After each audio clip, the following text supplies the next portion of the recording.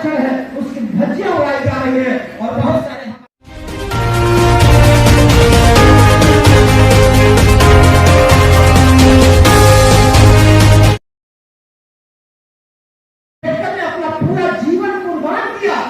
अपने बच्चे तक की कुर्बानी बाबा साहब डॉक्टर अंबेडकर ने दिया है।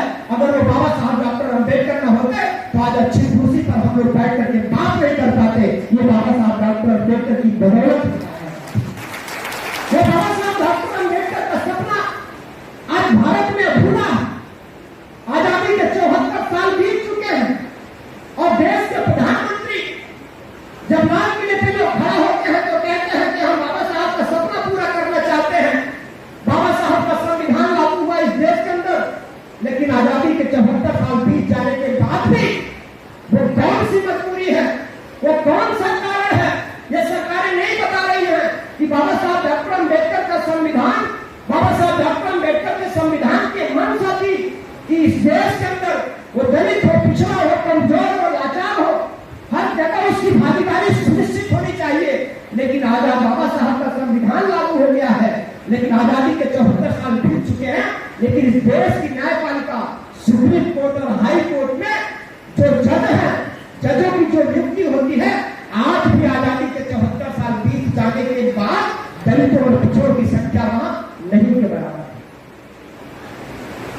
दलित और पिछड़ समाज के लोग आज सुप्रीम कोर्ट और हाई कोर्ट में नहीं पहुंच पाए, तो क्या ये बाबा साहब डॉक्टर अंबेडकर के संविधान की कमजोरी है?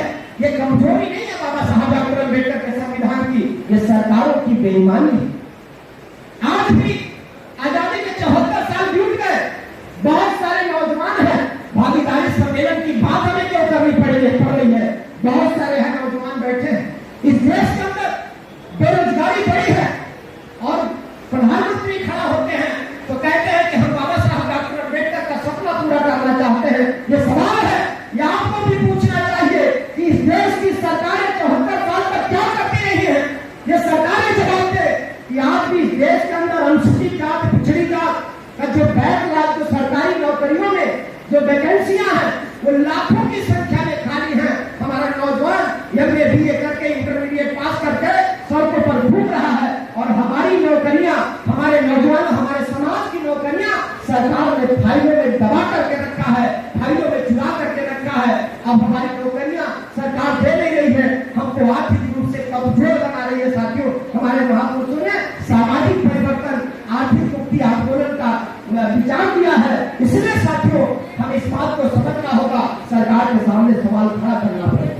हम इन बातों पर सवाल खड़ा करने की जिम्मेदारी, जो भागीदारी सम्मेलन की हम बात कर रहे हैं, आज भी देश के अंदर जो विश्वविद्यालय है, कुलपतियों की जो नियुक्ति होती है तो वहां आरक्षण नहीं मिलता है। आज भी देश के अंदर